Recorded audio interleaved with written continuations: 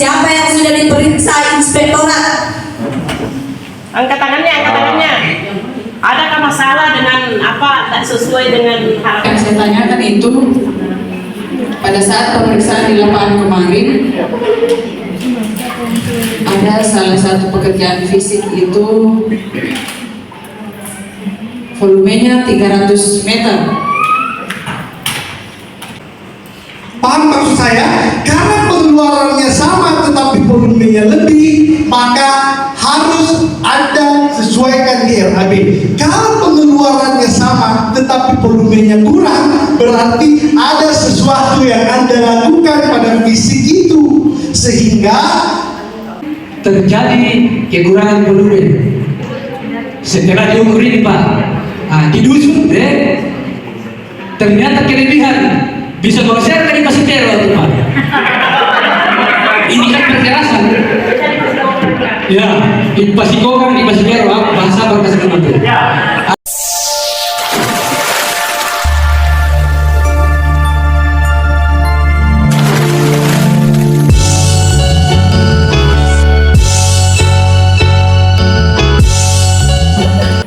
Bu pemateri kita dari inspektorat sudah ada di depan. Jadi saya perkenalkan dulu. Beliau adalah Irban Wilayah 4, gitu ya Pak ya? Bapak ini mengawasi daerah Walmas dan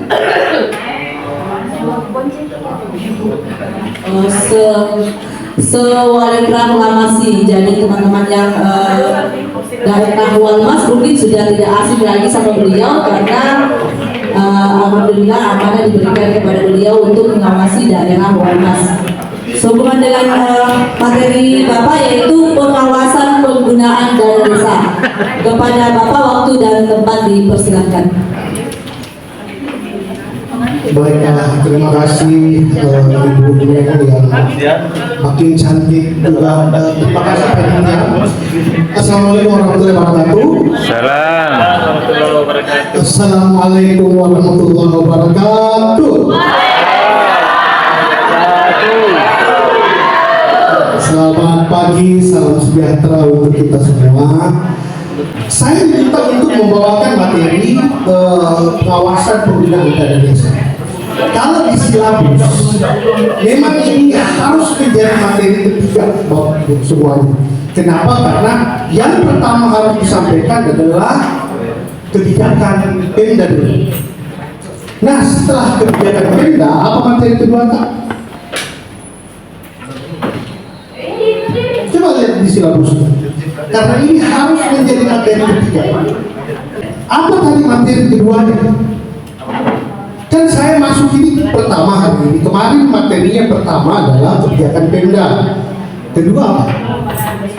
Nah, jadi harus dipaham dulu kebijakannya pemerintah daerah, baru kelembagaan desa. Setelah paham kelembagaan desa, barulah kita bisa menyentuh yang menjadi sana pengawasan penggunaan dana desa.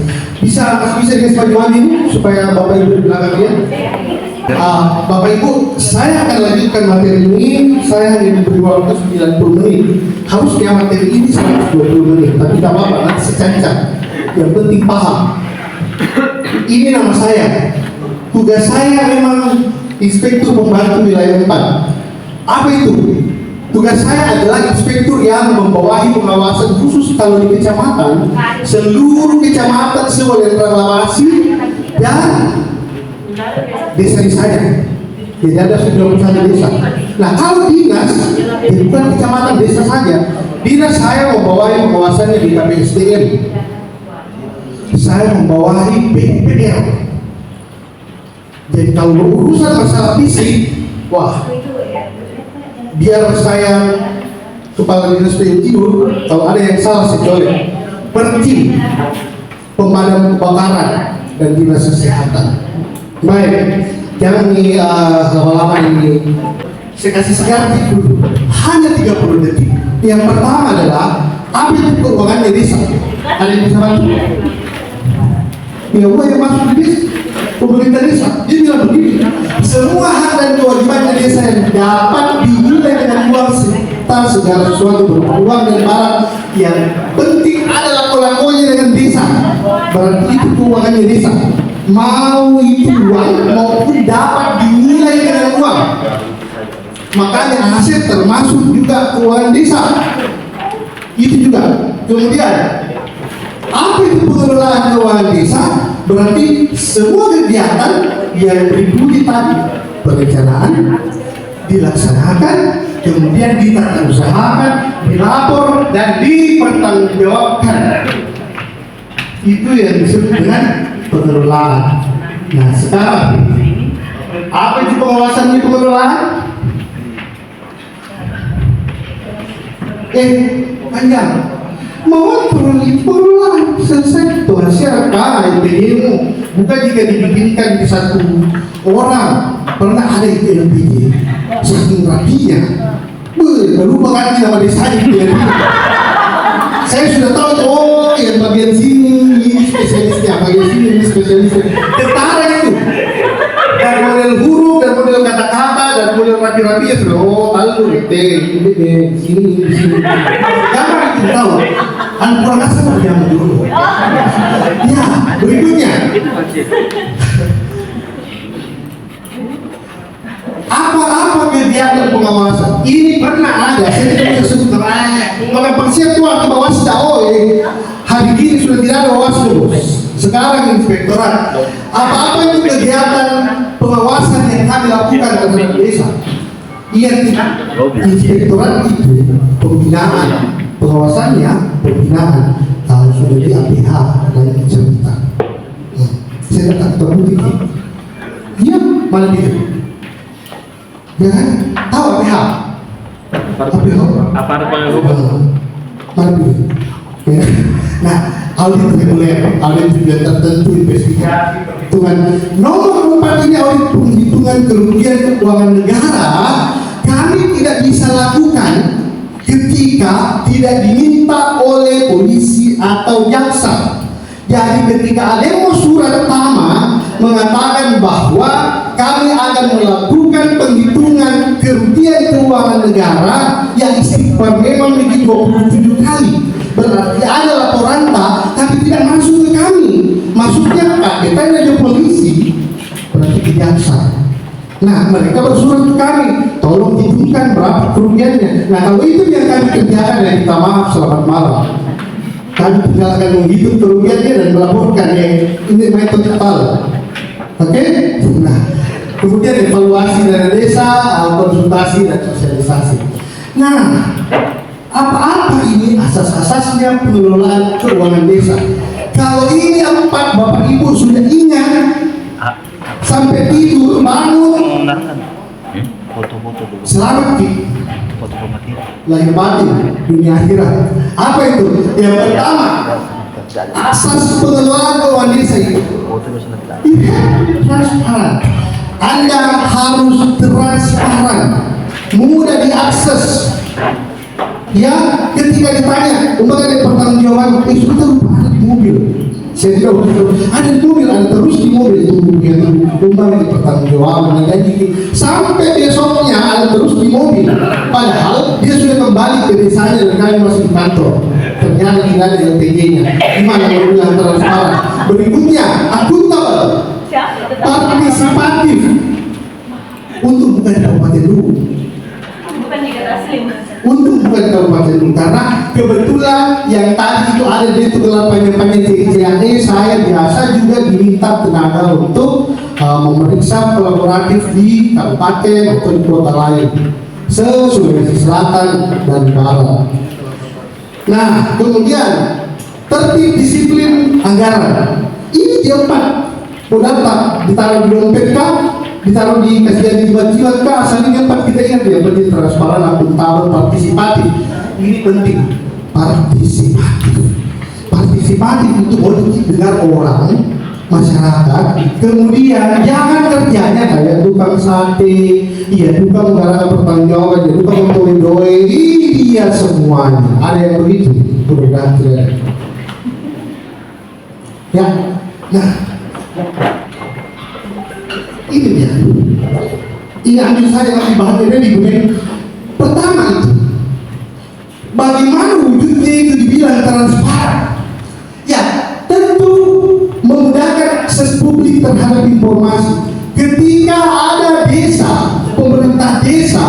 aparat desa, kepala desa yang tidak mau memudahkan publik untuk diminta informasi, ada apa ini? Kemudian pengetahuan evaluasi informasi terkait pengelolaan dana desa, ada yang biasa baliho, itu penting. Nah, kenapa masyarakat berhak untuk tahu? Masyarakat berhak untuk tahu. Kalau dia minta hak yang tidak dikasih, maka halal masyarakat melakukan pengaduan yang benar. Ya, akuntabel sesuai dengan ketentuan LPG-nya sudah tepat dan benar. Ya, kenapa? Tujuannya apa? Supaya ada legitimasi Pak.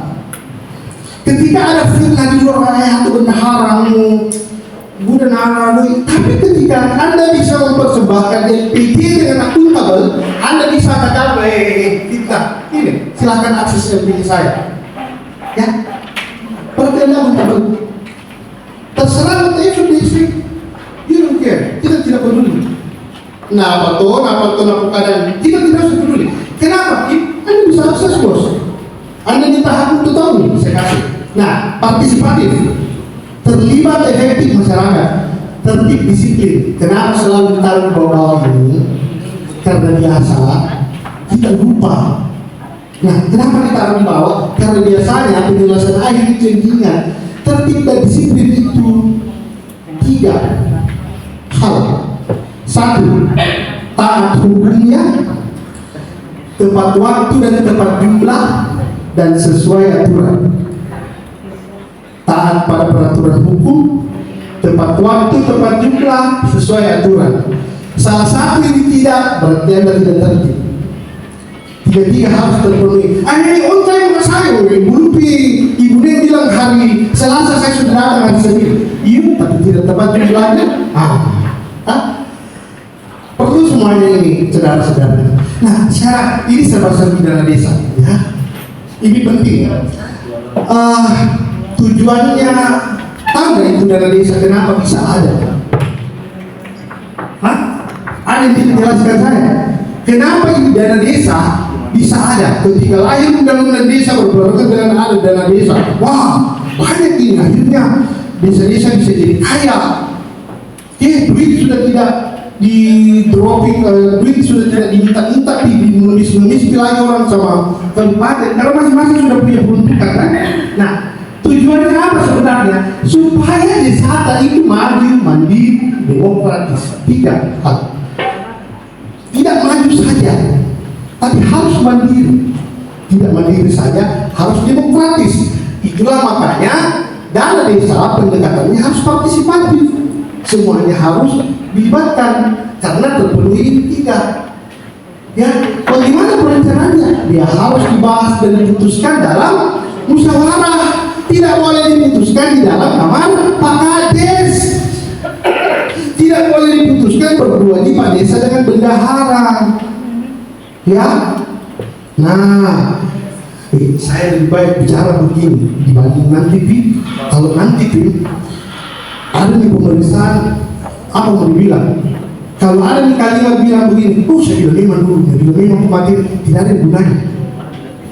Itulah gunanya Ibu Neng dan kawan-kawan bikin pelatihan hari ini, jadi nggak main-main ini pelatihannya. Ya, kemudian pelaksanaannya harus swakelola atau padat karya. Pengadaan barang dan jasanya bisa swakelola atau bisa melalui penyedia. Bagaimana asasnya? Ya tadi sih jelaskan, harus transparan, akuntabel, taat dan tertib, partisipatif. Ya, kemudian pengawasannya 2, masyarakat dengan lembaga yang berwenang. Siapa lembaga yang berwenang? API, aparat pengawas intern pemerintahan. Kedua, APH, polisi dengan jaksa. Untung API itu huruf A pertama, jadi dia yang paling pertama jadi bumper.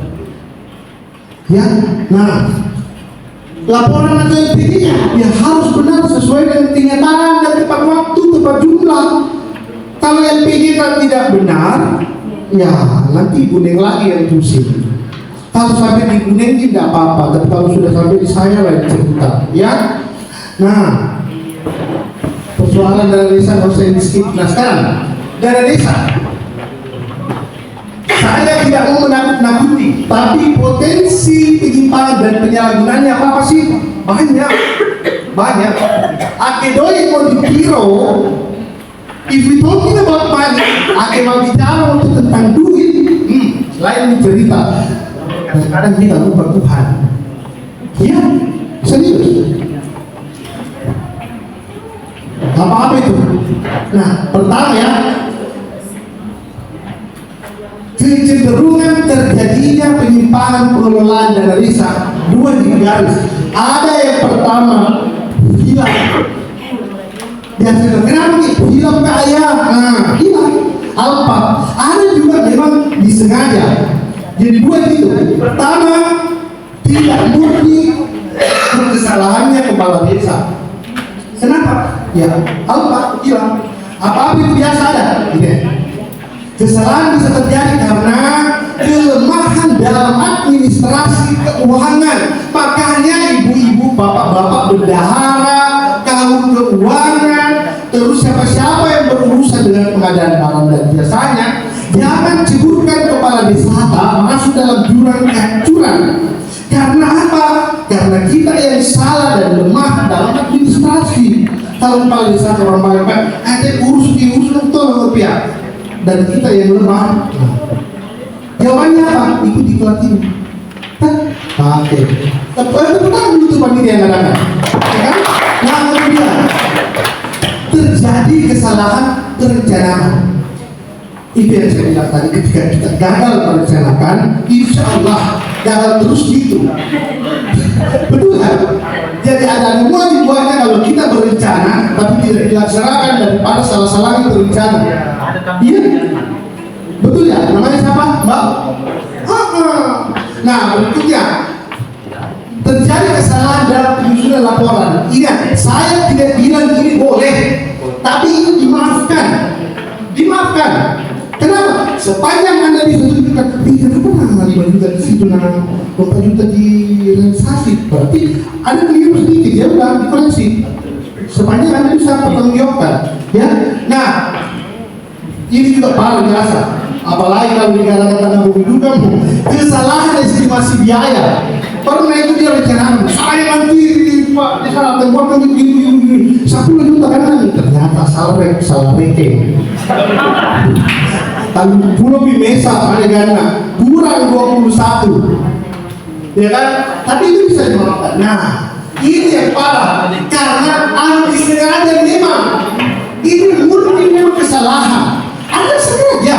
Pertama, duplikasi anggaran, double gardan atau double anggaran. Ada kurang di jama sengaja dia artinya tidak tinggi. Mana buat datangkan periksa titik yang sama anggaran dikasih double. Ya, hati-hati itu modus. Penggunaan dana tidak sesuai peruntukan.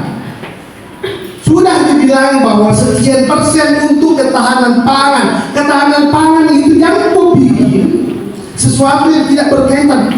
Tidak, saya mau bikin gerbang dari sekian karena di situ nanti ketahanan pangan ketika gerbangnya masuk di jalan tani. Aduh, otak sampai di mana itu? Ini mau maksa-maksakan namanya. Kemudian meminjam sementara dari desa untuk kepentingan pribadi namun tidak dikembalikan. Sementara berubah menjadi sementara. Ya kan? Hati-hati. Kemudian pungutan atau pemotongan.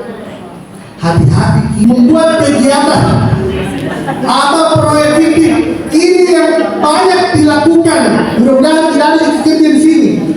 Iya, kami alhamdulillah sudah buat sosialisasi sebanyak 7 kali. Sosialisasi apa mudaratkan 7 kali? Sekali kami lalu bisa makan 12 juta. Iya, siapa? Nasi kotak dari mana? Pokoknya 7 kali sama mana buktinya? Ada mobil. Waduh, ya. Nah, ini bentuk potensi penyalahgunaannya. Nanti saya kasih bahannya. Sekarang ini yang harus kita paham. Peta permasalahan yang buka peluang terjadi penyalahgunaan. Karena memang penyalahgunaan itu terjadi karena ada peluang. Iya, coba itu bapak-bapak semuanya. Kalau kita berdiri sedikit sengaja tarik-tarik ke atas, pasti matanya tidak lurus lagi. Ini kenapa? Karena ada peluang. Nah, ini dia. Pertama, di mana peluangnya ada? Di sini. Regulasi yang berubah-ubah, ada yang tidak diatur, kita lagi aturannya pusing. Ya, kemudian manajemen yang tidak beres, kemudian teknis yang salah, kemudian hukum yang tumpul dan lain-lain. Masuk asal nih, kalau masuk betul. Nah, sekarang terjadi yang begini supaya silaturahmi tidak putus, pinjam dulu 900. Tidak lagi kalau 100 di kepala desa. Apa tuh? Satu kali cuma boleh. Nah, silaturahmi tidak putus 900. Ya kan? Nah, ada 3 hal sehingga terjadi kesalahgunaan. Kenapa saya kasih besar kotak ini? Yang pertama, apa? Biasa memang begitu dan kita benarkan. Kamu tahu berita di sini? Oh ya, ya udah. Kenapa? Karena tidak tahu. Nah, yang kedua, ini konyol itu terpaksa atau dipaksa. Lagi apa Pak? Nah, memang sistemnya oke. Lagi apa Pak? Perintah dari bawah. Iya. Mau apa perintah dari bawah? Aduh. Ini juga kebutuhan, lifestyle, gaya hidup. Susah kadang-kadang kita ini manusia merasa cukup dengan yang ada. Selalu kita diperintah dengan keadaan. Itu namanya manusia. Tapi ketika lifestyle kita dalam kebutuhan kita bersinggungan dengan sesuatu yang sifatnya amanah, merasa kalau tidak bisa dibedakan, insya Allah Anda terjerembab di hati.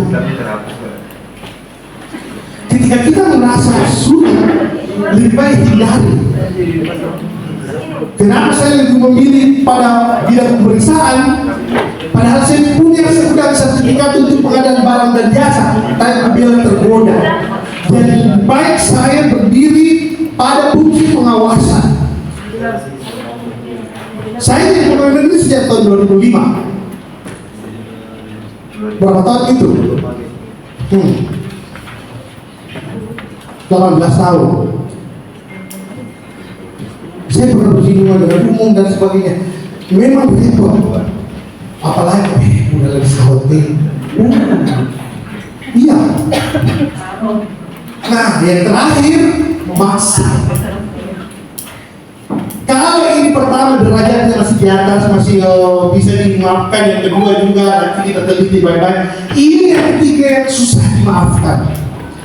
Ketika kita sudah dimasuki keserakahan, saya tidak ceramah hari ini ya.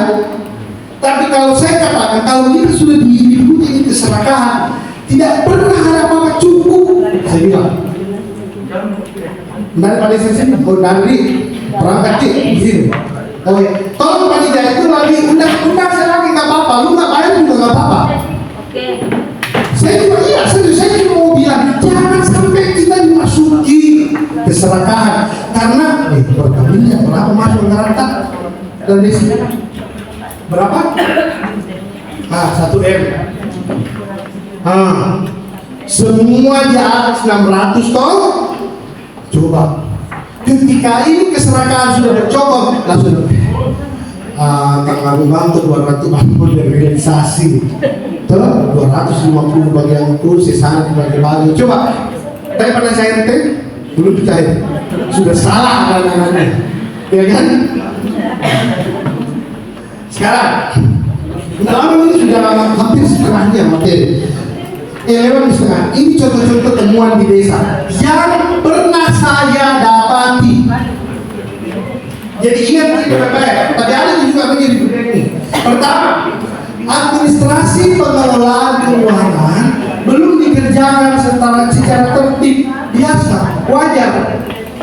Saya tidak betulkan ya, tapi biasa itu wajar. Kenapa? Jam terbang diklatnya masih kurang. Makanya itu diklat Bimtek. Makanya syukur ini ada Bimtek begini. Saya Bimtek begini diadakan 3-4 angkatan. Kalau panitia panggil saya siap dipoke-poke. Kenapa? Supaya paham bahwa ini temuan tidak bisa dicapai-capai. Ada yang bisa masih dibina, tapi dia memang di pokadan yang bisa dicapai. Karena apa? Sepotong kaki di neraka, sepotong kaki di penjara. Itu mana? Ya kan? Next. Belum menunjuk secara resmi petugas yang melakukan pemungutan penerimaan desa. Banyak tumpang tindih di sini desa. Pernah ditakalar, kemana yang minta perangkatan dan iya saya. Aku tugas tak? Kau umum, terus kemarin pegang berangkas, iya saya juga berangkat semua. SCTP. Bapak, iya 10 kali, iya sama Bapak Sobat pasar. Nah, penerimaan desa dari pendapatan asli desa belum dianggarkan dalam APBD. Tidak boleh ini terjadi. Pernah ada temuan seperti ini. Kenapa bisa penerimaan desa? Dari mana ini? Memang iya, memang begitu nih. Ada juga biasa jawaban yang paling penting. Iya begitu dulu selalu. Harus sangat dipertahankan. Semua yang berbau penerimaan pendapatan harus diplot di dalam APBD. Tidak boleh tidak. Ya, nah ini juga SPY kegiatan ADD dan DD belum dilengkapi bukti-bukti yang paling sering ini. Paling sering. Tidak boleh itu balon. Kasih titipannya ada itu di konyol. Dan gabung itu nanya pembelian kertas dengan pembelian bensin. Oh ngeri. Kenapa? Kurang itu Bimtek. Makanya itu Bimtek. Nah kemudian kegiatan pembangunan tidak sesuai dengan RAD. Nah ini saya minta tolong sama teman-teman. Saya tidak putarkan video sudah mawalan liu main. Saya harus turun dengan tim mengumpul teriak-teriak kesana kemari. Karena saya sudah setuju RAB gambarnya sudah dibilang ini drainase pakai topi dan saya pakai topi tidak apa saya bilang dia RAB pakai topi dan indah pakai topi saya ini pakai topi sudah kita hitung lagi topinya pas saya tanya stafnya berapa panjangnya drainasenya 500 meter Allah bilang 500 meter kami harus hitung kekurangan topinya itu drainase jadi 20 cm kali berapa diukur di setiap potongan 25 meter. Sudah kita mulai jam 10:30. Oh, malam itu matahari antara. Tapi namanya tugas. Terus sekarang pada nanti pakai cendol di dashboard. Iya, kurang. Padahal katanya itu pengurusnya. Tak boleh, memang harus itu sesuai dengan RAB. Kalau tidak bisa, dia tidak usah bikin. RAB itu adalah kitab suci saudara-saudara untuk menjawabkan. Nah ini perubahan kegiatan pembangunan tidak serta berita acara. Ini yang saya seperti nanti di Terido. Aset desa bersumber dari DD belum dicatat. Ini juga. Siapa-siapa bendahara di sini angkat tangan. Bendahara. Itu kalau kepala desa lama sudah lengser, berganti dengan kepala desa yang bukan yang itu orang yang sama, sisir dulu itu aset yang dia bilang Pak, saya juga pada desa teman di motor, ambil semua ya. Itu bukan punya kamu loh Pak ini, kembalikan. Kita punya nanti cari mana, pusing sendiri itu lebih baik sebelum pergantian ambil memang lagi. Nah, kekurangan volume. Nah, kan saya sudah jelaskan. Nomor 10. Ini pernah kejadian budaya selisih antara kwitansi SPG dengan realisasi visi. Anda hanya terima duit 2,8, tapi di kwitansi 3,5. Berarti ada selisih itu. Solusinya kembalikan. Yang parah kalau Anda pengeluarannya lebih besar dari kwitansi. Siapa lagi yang mau kasih? Ya kan? Oke, ini nomor 11. Hati-hati, ini pidana di inspektorat. ada dua mazhab, tapi saya berdiri di mazhab A. Bagaimana itu kwitansi fiktif?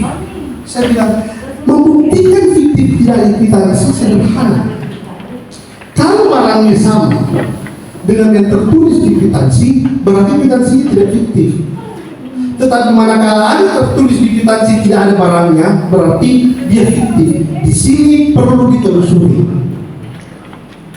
Nah, bagaimana dengan kwitansi yang ada barangnya tapi tidak diyakini? Teliti di mana tempatnya menandatangani itu kwitansi.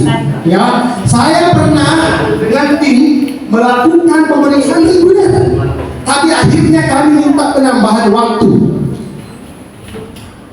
Ya, atas izinnya pimpinannya waktu itu dan iya lanjutkan nanti saja kami pergilah ke toko bangunan. Saya bilang, kenapa ini di kwitansinya banyak sekali dropping barang nanti di akhir tahun?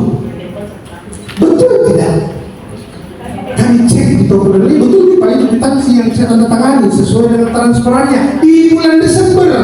Tetapi Januari tahun berikutnya, beberapa hari setelah Desember, tarik kembali juga ke saya Pak, karena barang yang masuk tidak sama lebih dana yang ditransfer, tapi sudah sesuai dengan kwitansi, itu juga fiktif. Belum dipaham maksud betul? Dia tanda tangani kwitansi di toko bangunan 100 sak semen kali 90.000 misalnya, berarti berapa? 9 juta, ya kan? Itu di kwitansi. Tetapi semen yang masuk ke desa tidak 100, hanya 50. Tapi kalau mau dilihat kwitansi sudah betul, karena antara kwitansi dengan bukti transfer ke toko sama neracanya 9 juta. Tapi ketika saya tahu berapa semen masuk, ini Pak, memang belum tanda tangan betul, kwitansinya tidak fiktif, tidak fiktif, asli. Tetapi manakala dicek dan bilang iya uang yang masuk ke saya sudah benar, tetapi kejadian waktu beberapa hari setelahnya di Januari dia tarik kembali 4,5. Sedangkan kenapa bisa? Lah kan 50 di semen itu ambil Pak. Berarti maksud saya ya, kalau neraca ini kan kalau jangan yang begitu gampang saya dapat. Saya terbaik 2 nasional kalau audit dalam negeri. Jadi gampang maksudnya. Kenapa rapi sekali? Jadi hati-hati ya mafia sudah ingin pertanggungjawaban. Kenapa rapi sekali? Kan kamu masalah tidak. Kenapa nanti akhir tahun baru banyak sekali masuk? Jadi Pak, sebelum kita ke toko ke toko, sudah betul ya. Orang setengah mati menghitung sudah betul tantangan itu betul. Betul. Oh. Jadi 9 juta dengan bukti toko itu Pak. Berapa sebenarnya semen masuk? Wah ini Pak, memang 100 tertulis di situ Pak, tapi kan baru 50 masuk. Nah memang namanya dulu Pak, tadi nanti ini lagi di Januari lebih yang sudah. Simpan neraca itu 9. Itu kalau saya mempidanakan untungnya tidak sampai di 200 juta. Tadi itu nilai 9 juta ilustrasi.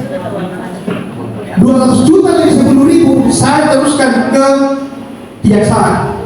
2 dia lakukan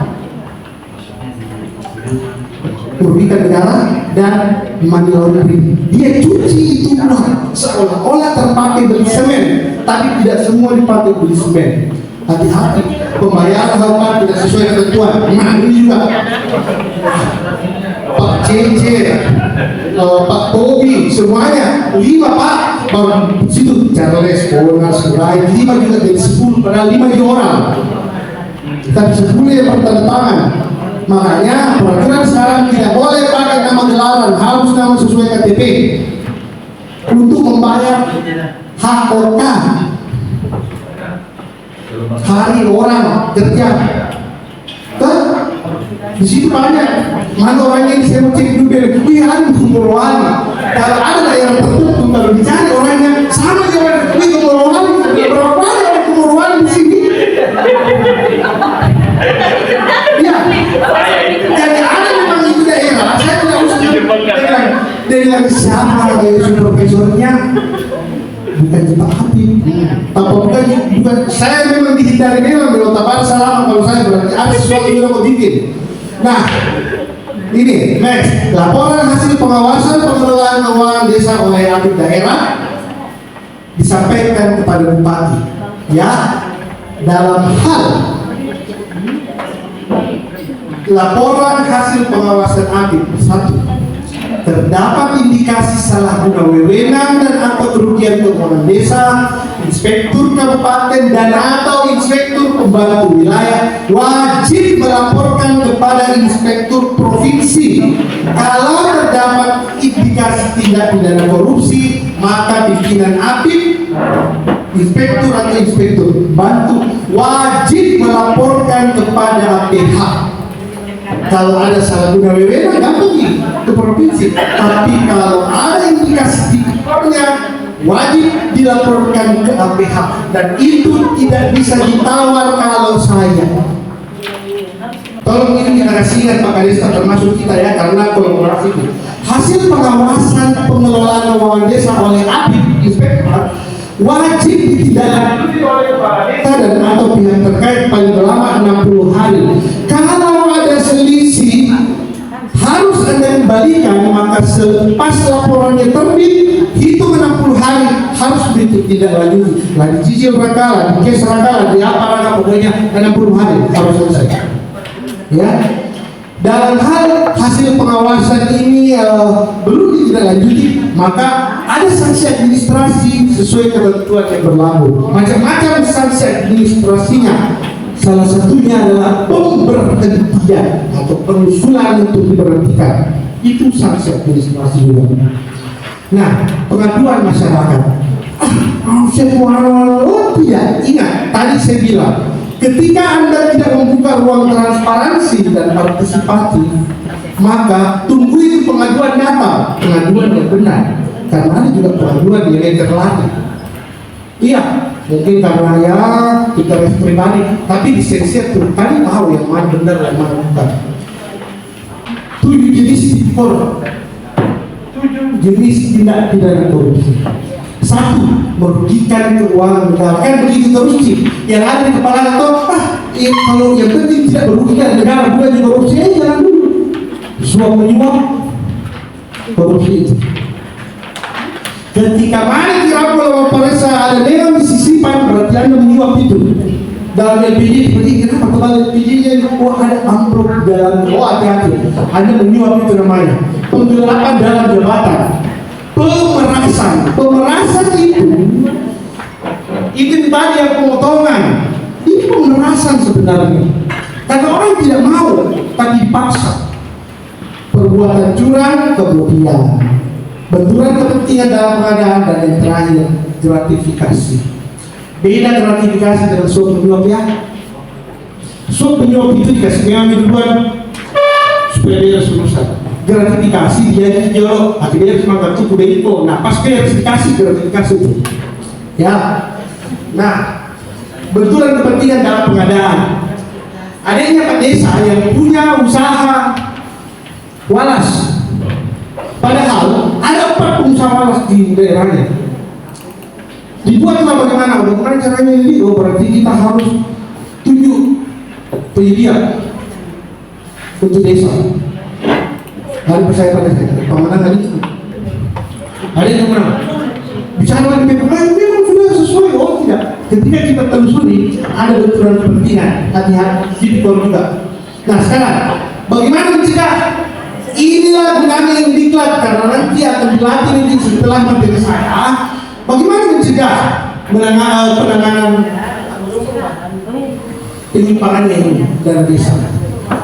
1. Harus memang punya komunitas atau kumpulan pengelola dana desa yang kompeten dan berintegritas. Kalau orang Islam dulu ada lagunya itu dalam berkumpulan dengan orang-orang saleh, ya kumpul sama orang yang punya kompeten dan berintegritas. Jangan berkumpul dengan orang gampang tuh, gampang dijolok, tapi tanggung jawaban ini banyak gitu. Nah, saya suka lu betul gak punya panggil saya dulu lah. Ada salah perkumpulan itu namanya. Nah,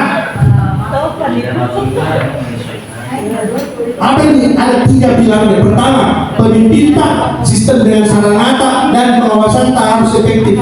Kalau salah satunya nggak ada, tidak bisa. Ya, pemimpin harus komitmen dan berintegritas, harus kasih keteladanan. Sistem tak juga harus betul-betul mau menegakkan integritas, karena biar pemimpin mau, kalau sistem yang menolak sama. Nah yang terakhir, kami biar dua-duanya ada, kalau tidak diawasi sama lawannya. Nah sekarang prinsipnya apa? Ini yang mau kita bungkus dari panjangnya portfolio. Pengelola dana desa. Pengelola, siapa pengelola dana desa? Kita semua. Terima kasih. Itu saja dulu. Kami buka pembahasan. Tepuk tangan dong. Ya.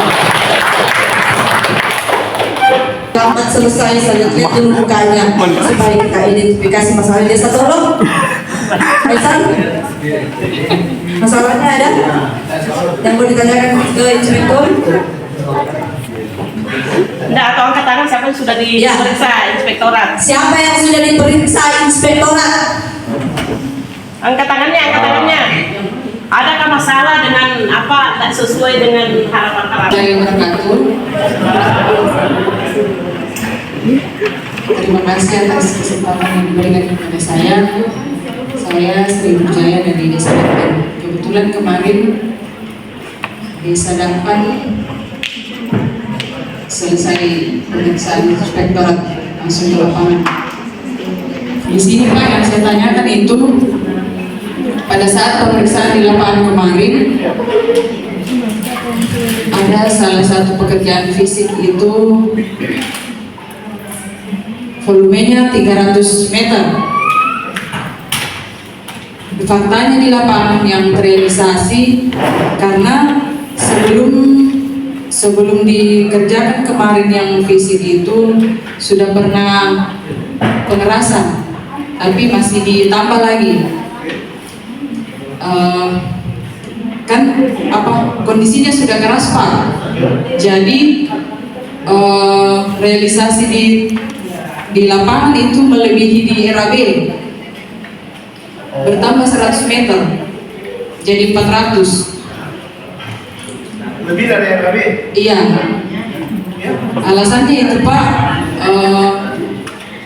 pada saat diperiksa kemarin ibu siapa yang namanya lupa, dia bilang begini, Pak ini sebetulnya sudah bukan pelanggaran sih, karena kan maksudnya lebih tapi lebih 100 meter. Tapi dia bilang begini, Bukan kurang loh. Ya, Bukan kurang lebih. Tapi biaya yang kita keluarkan tetap sama.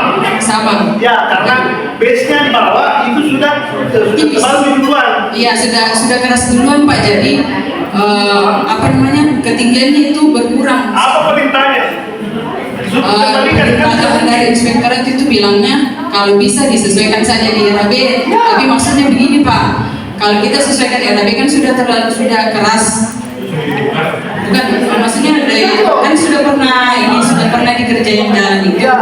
Makanya dikasih tipis saja Pak supaya yang 100 meter itu bisa Ya, paham. Saya tangkap ya. maksudnya enggak masalah itu. Tidak. Iya. Terima kasih Pak. Ada yang lain mungkin aman. Saya tekankan dulu ya kembali. Ini hal yang saya titipkan kepada teman-teman aparat desa. Ini 4 dulu yang harus kita pahami, bahwa harus transparan dalam mengelola, harus akuntabel, harus partisipatif, harus tertib dan taat asas. Ya, taat asas. Nah sekarang bagaimana dengan RAB? RAB itu adalah guideline. Ia mau bisa kitab suci kenegaraan mau. Ya, harus pas dengan RAB. Nah yang diatur adalah ketika kurang, Pak Suli, ada diatur lebih? Tidak. Ketika lebih, sesuaikan dengan RAB. Kenapa? Karena pengeluaran kita tetap sama. Paham maksud saya? Karena pengeluarannya sama tetapi volumenya lebih, maka harus ada sesuaikan di RAB. Kalau pengeluarannya sama tetapi volumenya kurang, berarti ada sesuatu yang Anda lakukan pada fisik itu sehingga kurang-kurangnya maksudnya. Paham maksud saya? Anda kurang apa lebih, berarti disesuaikan. Ada sama? Seragi, Pak. Ah? Seragi. Oh ya, lanjut. Sudah pernah diperiksa? Sudah pernah, Pak. Oke. Lalu kemarin yang traktor. Apa? Yang traktor kemarin sempat kita ketemu, Pak. Hand traktor? Iya. Ya. Hand traktor itu bikin pusing saya tidur keliling. Sama yang apa itu kemarin itu ya. Ya, Anda tahu hand traktor saya sampai berapa kali turun investigasi mengecek bilang ini, ya bukan di sini. Saya cek satu-satu yang motor kami tanda tangan ini. Saya bawa alat saya yang paling modern untuk menyesuaikan. Benar nggak? Kamu yang tanda tangan kamu? Bukan Pak. Oh, apa? Jadi mungkin Pak terkait permasalahan fisik, kan pengalaman dari tahun-tahun sebelumnya saya pernah alami waktu diperiksa. Jadi begini, pada saat pengerjaan saluran irigasi, ketinggian volume itu dia agak kurang 10. Ketinggiannya volume ketinggiannya itu kurang kisaran ada 10 cm. Kemudian bentaran panjangnya itu dia lebih. Itu tidak bisakah, jadi pertanyaan saya itu tidak bisakah menutup itu, Pak? Saya tahu nih, kita bilang Indonesia akan dipaspokan tuh. Ya. Itu aja. Kalau nggak bisa ngomong bahasa Indonesia yang baik dan benar, saya bisa bahasa Jawa, bisa bahasa Tahu, bahasa Bugis. Jadi kalau begitu mau dibilang bisa jadi Indonesia paspokan, ya. Kita lihat dulu situasinya. Kan begini. Saya pernah 1,5 bulan lalu saya memeriksa di Desa Lalon. Bisakah itu kita tutupi? Saya balik dulu begini. Ini kondisional. Kalau tadi dibilang kopinya itu irigasi, bagaimana ini? Saya harus tambah kalau sudah terbayar dengan yang lebihnya. Saya tanya dulu. Kalau satu buah rumah yang kita mau bangun itu tingginya 2,5 meter, lebarnya 2 meter, panjangnya 5 meter. Ternyata rumah tersebut ingat ya, tingginya 2,5 meter, lebar 2 meter, panjang 5 meter. Ya, ternyata yang terjadi dalam prakteknya adalah lebar 2 meter, tingginya 1,5, panjangnya 10. Diberes Pak karena panjangnya. Ini Anda mau bangun rumah, orang bisa masuk kalau tinggi 1,5 meter, walaupun panjangnya 10.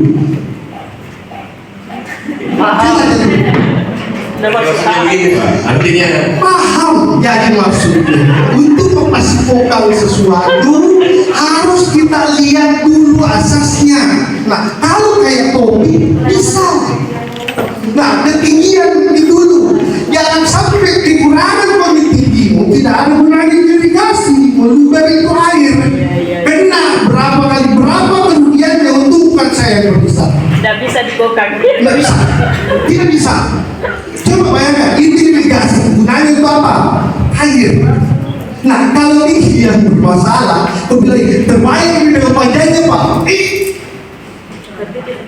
Air berubah. Asas manfaat. Ini berbicara mengenai sesuai tidak dana yang dikeluarkan terkait semua manfaatnya, Pak. Makanya tadi kan kita lihat asas juga harus.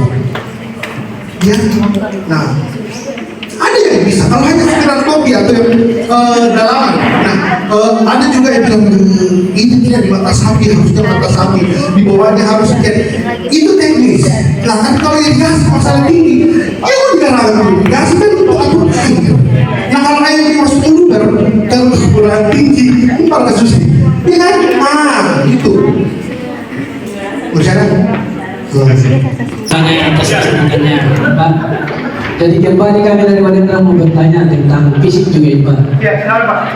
Jadi bagaimana ketika dia pekerjaan yang sama, tapi berbeda tempat. Contoh pengkerikilan di dusun A terjadi kekurangan volume.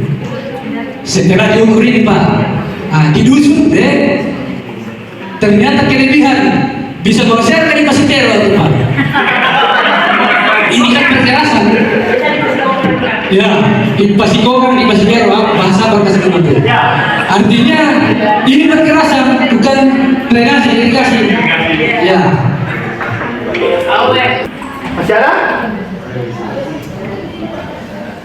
Jadi sama-sama irigasi di desa yang sama, beda dusun. Iya. Terus yang di dusun A, Volume kurang. yang di dusun A harusnya 100 meter, tapi 90 meter di dusun B harusnya 100 meter, tapi yang jadinya 110, begitu? Ya. Ya. Jadi maksudnya sama-sama irigasi, sumber dana yang sama. Sama-sama perkerasan jalan. Oh, sorry, sama-sama pengerasan jalan, Sumber dana yang sama. sumber dana yang sama. Pak, tadi saya ingatkan ya, kalau kita berbicara kekurangan volume harus pada titik yang sama. Sudah benar tadi, tapi kan asas manfaat lagi Bu. Nah, yang dibutuhkan kan satu di dusun A pengerasan, satu di dusun B lebih 10, dusun A kurang 10, sumber dana yang sama. Cocok tuh Pak, nampar pada siap. Oh tidak sama yang lainnya tidak. Mana bisa RAB sama untuk dusun yang berbeda?